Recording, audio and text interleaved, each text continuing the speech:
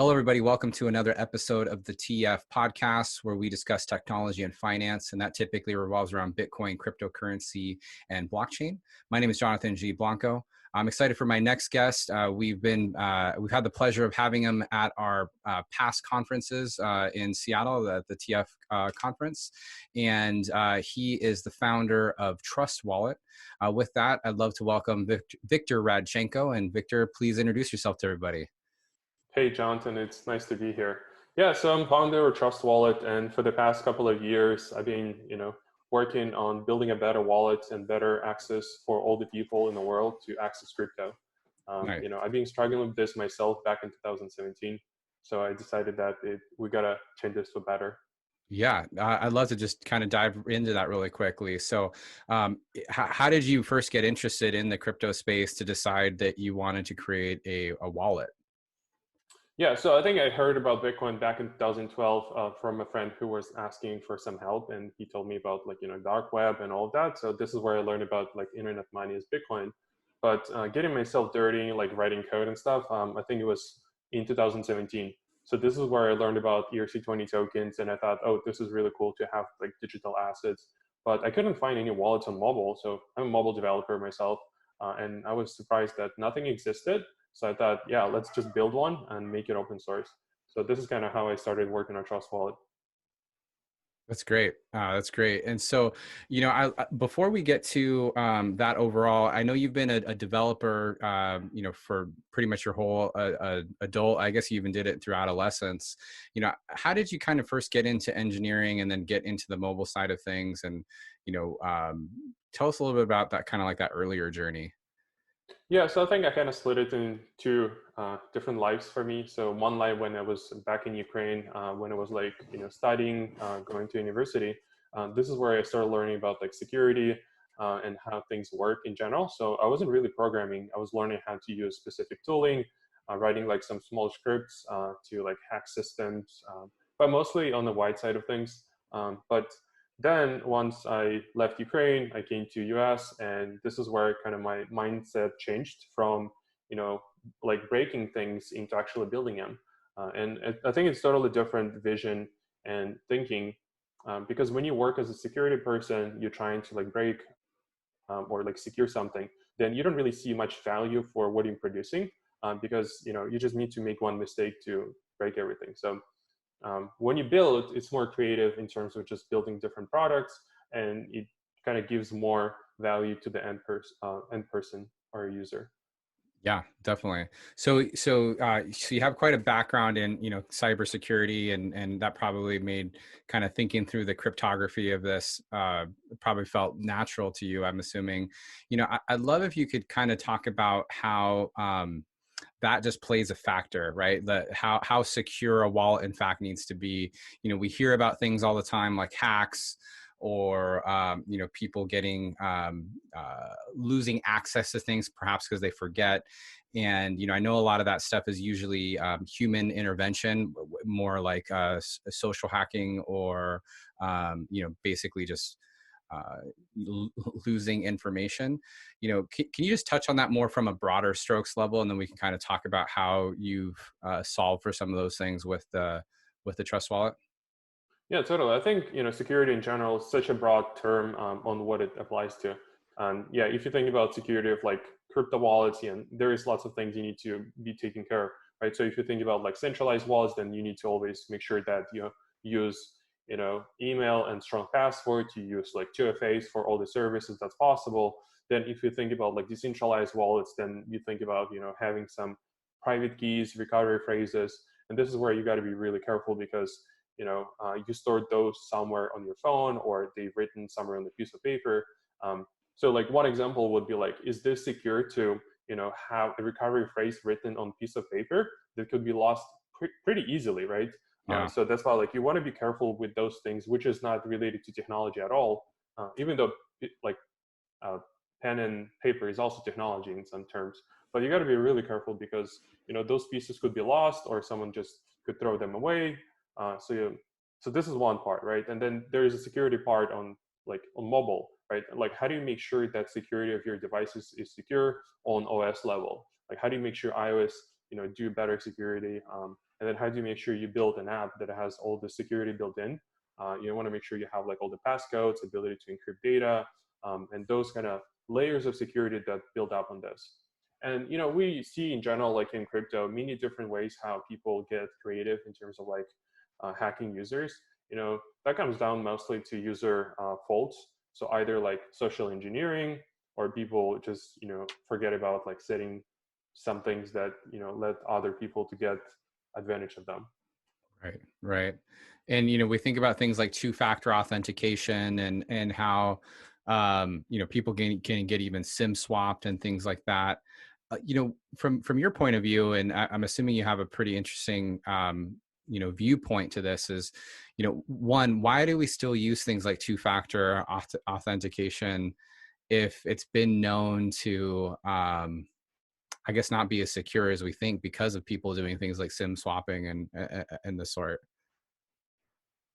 Yeah, so I think SIM swapping is quite popular in United States. I don't think that's the case in the different countries. But overall, I think the main problem is actually the weak part of all of this is people who are managing your phone number. So whenever you call to like AT&T or T-Mobile, there's people who are responsible for doing verification, and this is the people who are making mistakes when they SIM swap to a wrong user. So usually, what happens, like hackers, they will like contact those people who work at those call centers, and they'll bribe all the people who work there to provide them information when they need it.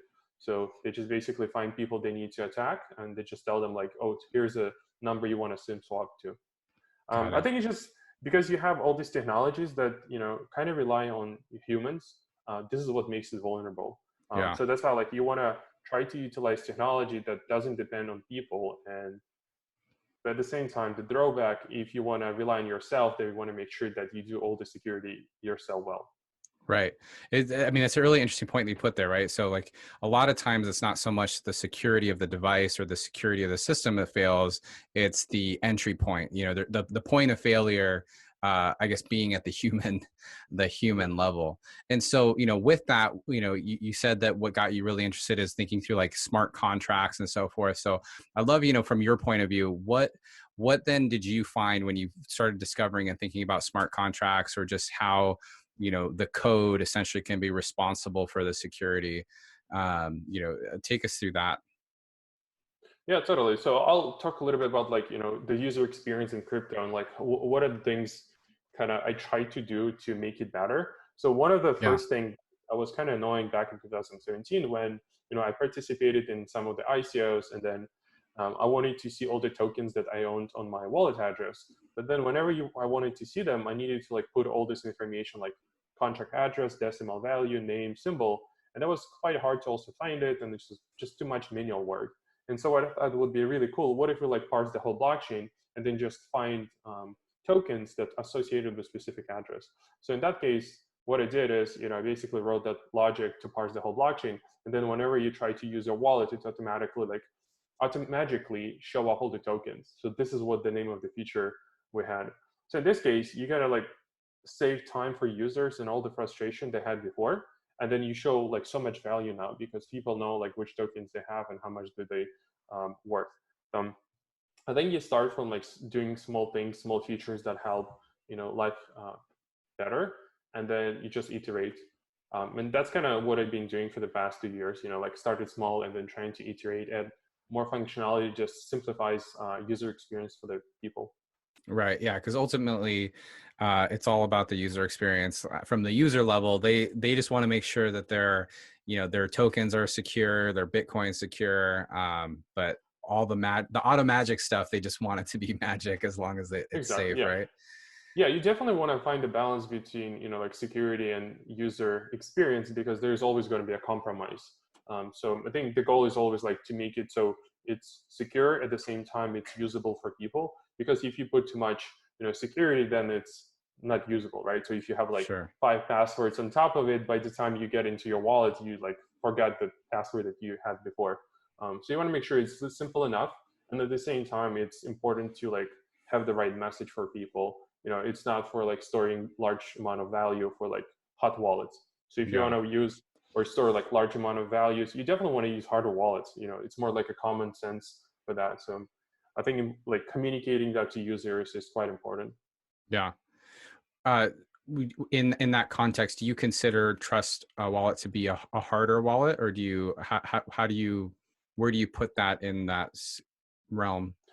Yeah, so currently Trust Wallet is a software wallet, which is by itself a hot wallet. So hot wallet means that your wallet has access to the internet, right? Because your phone connected to the internet, they consider it to be a hot wallet automatically. So it is possible to build a software wallet that lives on your phone, but it doesn't require to have internet potentially, because you can potentially connect them and have like two phones which doesn't have internet, and you can make this phone as a cold wallet.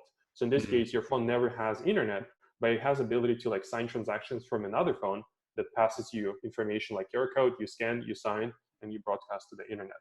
But yeah, I think by default, most of the software wallets are hot wallets by Yeah, default. just curious in that example that you just gave, would it be the phone that was offline? Would it just be like via Bluetooth? Like it would do a Yeah, Bluetooth to the other, and then pretty that would much. go. Interesting. Yeah, and like ideally, like if you want to build the right security, you want to make sure the only thing that device does, it has ability to take, like transaction that you want to sign. Make sure you like have a confirmation screen, and that's it. So it doesn't need to have any internet connection whatsoever. Yeah, yeah, super interesting. Uh, there's people that say things like, not your keys, not your wallet, or we think about things like mass adoption of Bitcoin or cryptocurrency overall.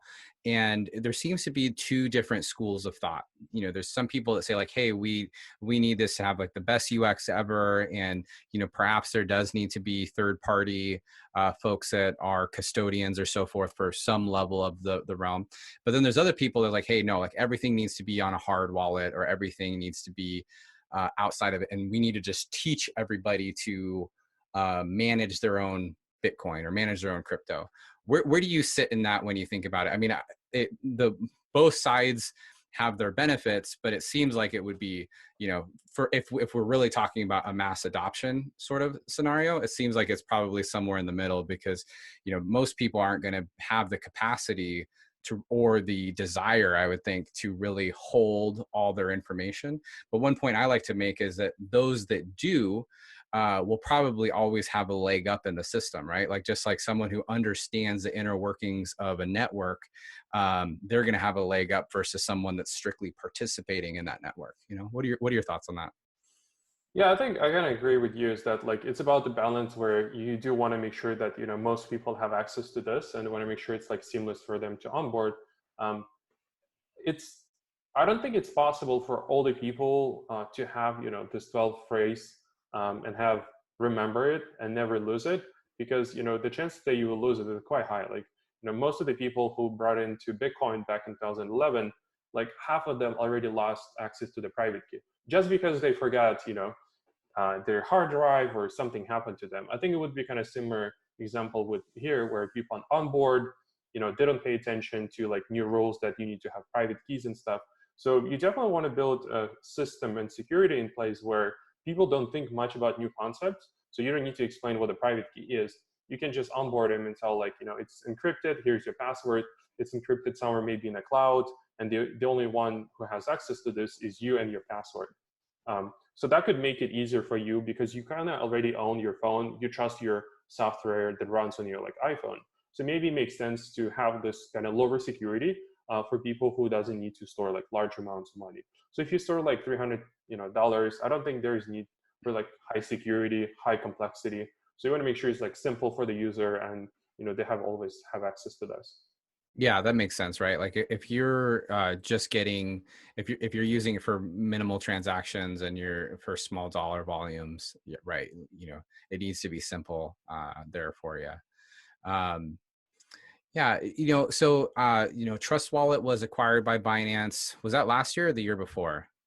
Yeah, it was back in 2018 2008. August, so it Yeah, was almost 2 years ago. almost 2 years ago. So I'd love to. How has Trust Wallet changed with the Binance acquisition? And like, I'm assuming that you're still working on Trust Wallet within Binance, or how is that going?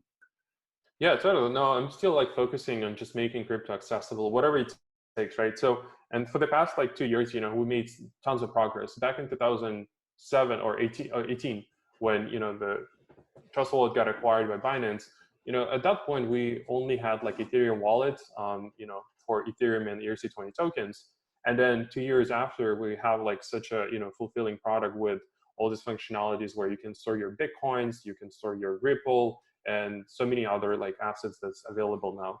But at the same time, we built lots of new functionalities to like do decentralized exchanges, access to different dApps, and then just like kind of build different functionalities for all the needs that we had. And we also have, fiat on ramp, so it means that people who come, they can also like purchase crypto. And I think those are essential functionalities you want to see in a wallet, where any person come in, he doesn't have any knowledge about crypto. He just like purchased like $50 of crypto, start playing with different dApps, exchanges, and then he just kind of educates himself in that term. Yeah, yeah, definitely. Um, so what do you kind of see on the horizon? You're a technologist, and you've been having this opportunity to be on the cutting edge. What are you working on right now, or that you can share that you think is really interesting, or how do you think we start to evolve in the space? Yeah, so I kind of see at this point, so we have kind of two practical, like we have one practical challenge that we're trying to solve is that, okay, we see so many new people coming to Trust Wallet. So in the past, you know, maybe 6 months, we've grown by like 2-3x. So it means that like whenever, we gain users, then we need to like improve our infrastructure because we need to run different nodes that connect to different blockchains. So we want to make sure, people have really reliable service. But at the same time, like gas prices going up by like 10x, by 20, it causes different people to have different issues with like transactions being dropped. So what do we try to do on a practical level to make sure that experience is very smooth and then people pay the least possible for transaction fees? And once you have more users, then you have kind of more problems because there's more transactions in the pool. So we're trying to optimize this, make sure just everything is seamless. But on the other side, like we're trying to invest our time into thinking like how do we improve backup process? How do we make sure that people just come in, press one button, don't think about crypto at all, and just use Bitcoin?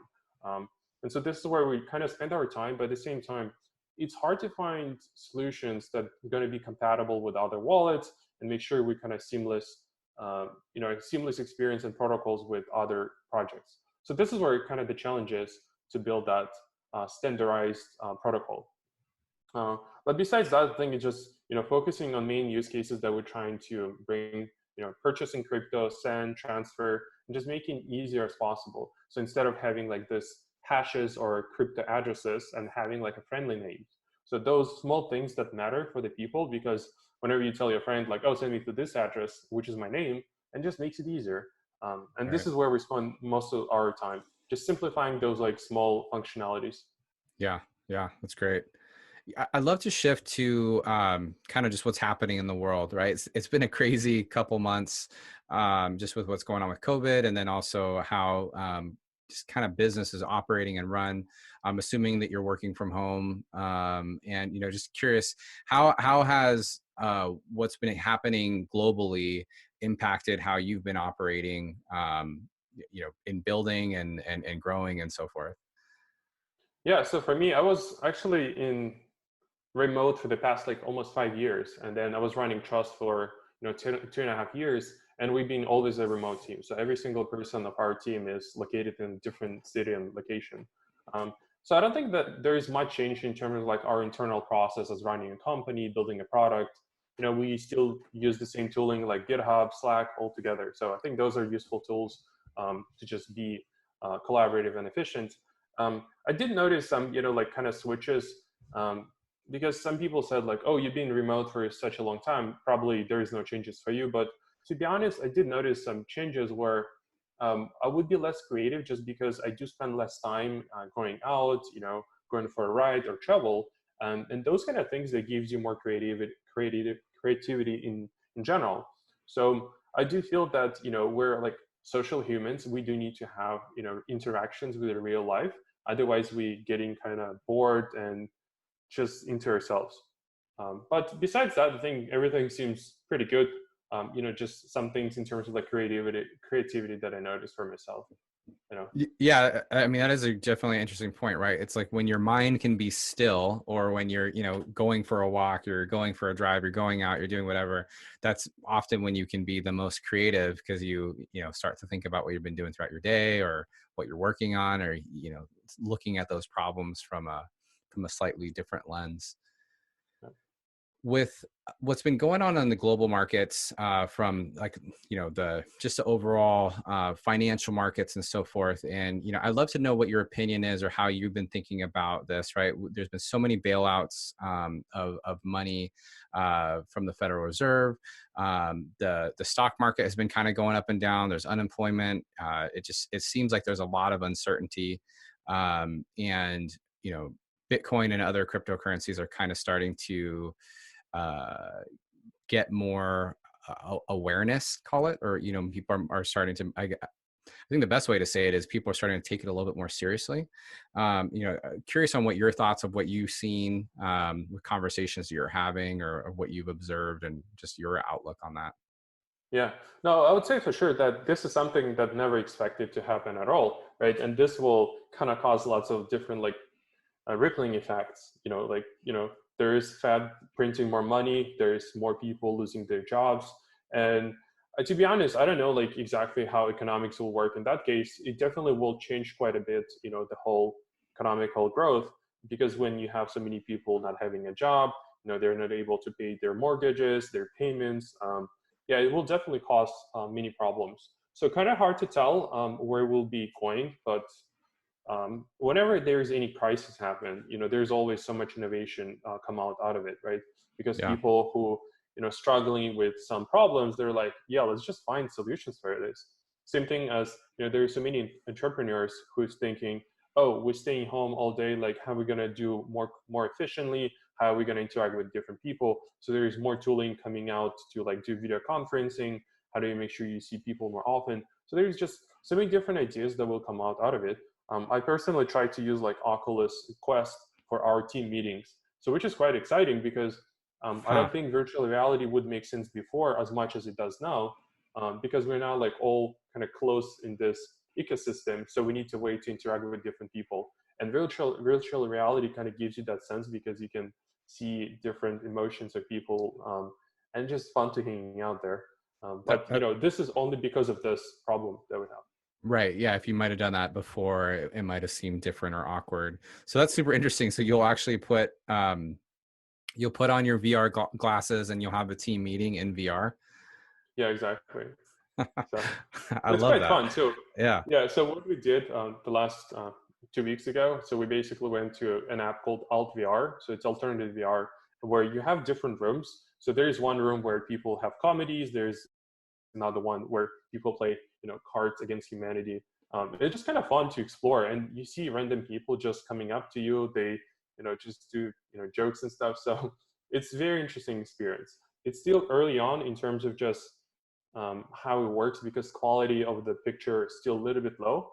But I think maybe in like a couple of years it will get so much better, and it will be so more immersive that you wouldn't see the difference between real life and virtual reality. Yeah. It'll be like the Matrix. Yeah, pretty much. Have you watched the Matrix while under quarantine by chance? I actually No, no. recommend it. Oh, okay. That's Yeah. a good idea. I I'll watched it the definitely give other it. day, and I was like, this is really interesting, with the current context.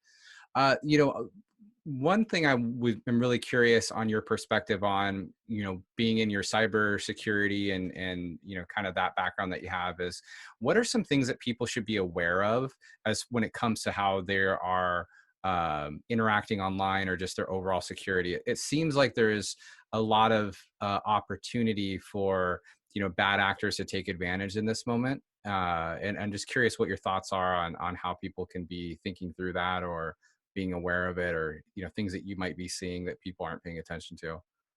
Yeah, I think the main, usually the case is like you want to expose less information in general on the internet, right? So I think this is a basic rule that will work for anyone. So ideally, the way you get hacked when you expose some data.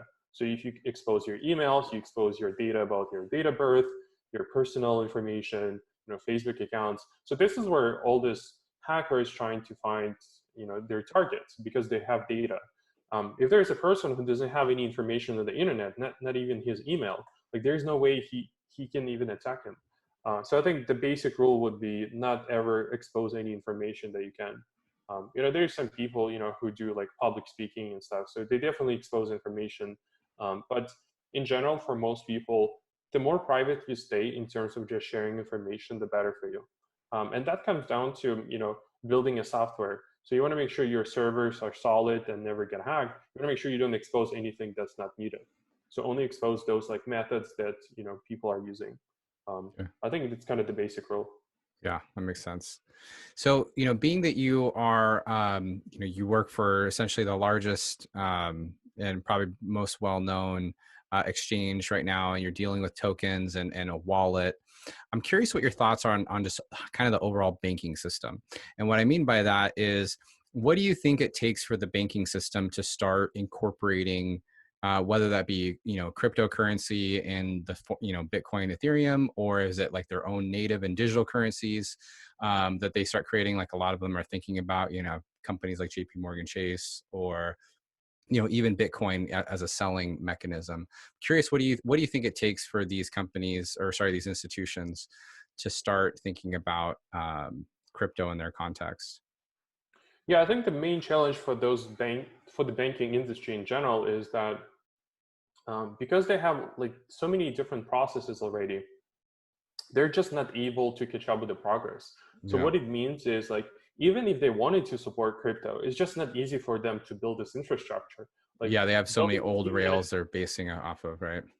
yeah, exactly. So even like if you want to build this like key management system that will take so many talents to build this functionality to support so many people, here in US, for example. So it's just like very difficult for them to make those decisions, at the higher level. And then the decision to build that software is also pretty hard.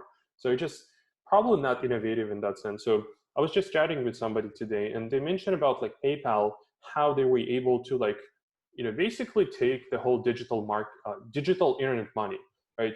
Maybe all the other banks wanted to do it, but at the same time, they just weren't able to catch up with PayPal.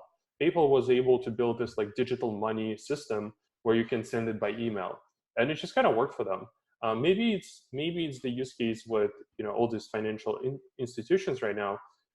Just hard to adopt and build technology that changes like pretty often.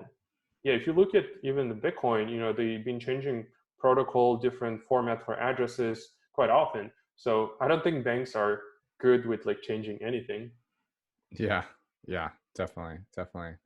Well, Victor, what kind of questions do you have? And so I always like to leave my interviews with one final question, and that is, what question do you have that you want people to be thinking about as they go about their day, as they're adjusting to this new form of life, crypto in general?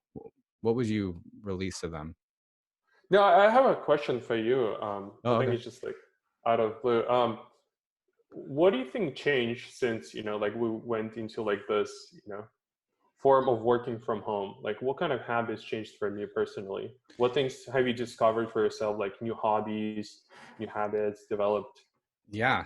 It's funny. That's a great question. I think for me, what I've noticed the most is how similar people are that you might think are at some different sphere than you. And so this is kind of what I mean. So I produce content, and I'm watching things on ESPN, for instance, and they're having a similar conversation to you and I, right? And so it's like, it kind of made me think in this realm of like, hey, like, we're not all as different as we might think when you take out a lot of the layers. So that's kind of been one realization I've had.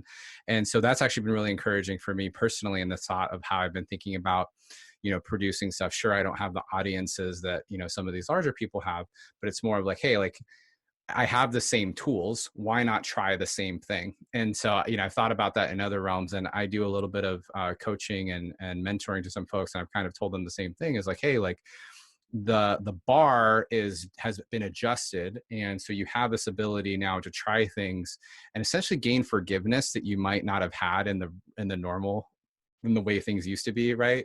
So kind of like what you were talking about with the VR, your VR experience, is that you totally recognize that the quality is not as good as you'd like it to be. And you, as you mentioned, like you might not have done it before, but you're willing to forgive it based off of like the new dynamic and the new circumstance. So I think that's one of the first things. The second thing I think I've really paid attention to and noticed is that it's actually just been a good time to reflect on priorities overall. Like I actually haven't been someone that has worked from home. I've always worked from the office. I'm like, I could do this. I could do this. I still want to talk and interact with other people, but I really do think that companies need to have a serious work from home, policy that they think through. And anybody that says like, hey, you're going to just go back to the old ways is probably going to lose employees because they're going to go to another employer that has more flexibility with that work from home type of scenario. So I think those are kind of like my two big takeaways overall. But it has been a lot of definitely a lot of reflection. I actually, the last thing has been and kind of encouraging to me is that I notice, and I realize this might sound too personal, but I notice that a lot of times when I get stressed out, it's actually myself putting on the pressure on myself, if that makes any sense, right? And so Yeah, totally. it's like, here I was thinking that it was these outside things that are giving me the pressure, like, I don't know, family or spouse or work. And it's like, no, it's actually really like my own expectations that I set of myself. And so I've been trying to just kind of figure that out a little bit. It's like, wait a second, it's okay if you don't do things perfectly. Obviously, still try your best, but that's kind of been the fun also. How Yeah, about you? definitely. How about you? Yeah, I think it's very similar. Like in terms of habits, I did try a few new things. Like I've been, doing a little bit of like Counter Strike, so a little bit of gaming. Only one game though. Yeah. And then I tried to play darts because I found, the dart board. So I've been playing with that a little bit. So it's kind of nice to like explore things that you haven't done before, and Yeah. then you realize now that you have it. And like we started, doing a little bit of gardening and stuff. So we're like growing tomatoes at home. um, Nice. Definitely some things that I wouldn't do otherwise. A little bit changing my thinking, but I agree with you regarding like the pressure. It's all about usually problems within yourself on how much you put expectations in terms of what you expect from others. Yeah, yeah, and sure, and that's not by any means to minimize anybody that does have that external pressure. But yeah, like I said, for me personally, I just noticed that though, of course, like everybody, I do have external pressures. It's how I've been intaking it, right, or like how I Yeah. decided to reflect on that. No, this is great. Awesome. Well, yeah, Victor, what's a question that you would have that you would want to ask our audience if they were here with you? Like, what's something that they can think about as they go about their day? Oh, interesting. So one question I would ask though, might be a little bit optimistic. Why you haven't tried virtual reality yet? All So right. that's my question to audience. I think the main reason is, it's a cool technology. So I wonder why people haven't tried it themselves. Yeah. Um, so this is something for them to think. And definitely, I would suggest them to try it out when they have chance. Yeah, no, that's a great point and a great question. And what's funny is that I'll answer, at least for me, is it didn't seem necessary, but until now, I actually had a conversation with my wife like a week or so ago. I was like, hey, I think we should just get VR glasses and like just Yeah. try it out. We should, like, why not? Like the world's changing. So yeah, I love to hear what people have to say with that. Well, Yeah, Victor, even though it's oh, go. probably less accessible for most people to get those VR headsets, but it's a question you want to ask why you're not using technology that will be that bigger than an iPhone. Yeah. Yeah, Yeah. I mean, there's definitely, I think we'll obviously start seeing like, AR headsets or glasses. There's been a couple of hints at Apple coming out with some AR stuff. It's definitely going to be a part of what we're doing. So if you're in technology or you are a technologist, you're right. You probably should be thinking about that in some way, shape, or form. yeah, for sure. Victor, what are some good ways that people can stay in touch with you or follow you overall? Yeah, I think would be Twitter. That would be the only one place I usually publicly, like communicate. Perfect. What's your Twitter handle? It's VikMeUp. It's VikMuup. Awesome. Awesome. Well, Victor, thank you so much for taking the time to have this interview with me. We were talking about having you up here for one of our recent conferences, and sorry, obviously we couldn't do that, but I'm glad we got a chance to catch up here. Yeah, thank you for having me. And maybe next time we might do it in VR. Who knows? Yeah, that would be cool. That would be cool. I'm definitely gonna explore it. I'll definitely explore the VR. Everyone, thank you for listening to another episode of the TF podcast. Please make sure that you are subscribed on whatever channel that you're listening to this on. And also, please give us a review. Let us know what you think, good or bad. Fill in those stars, and we'd appreciate if you could share this with your friends and colleagues. You can follow me at JG Product on Twitter, and you can learn more about what we're doing at tflabs.io. Thanks so much, and we'll see y'all soon.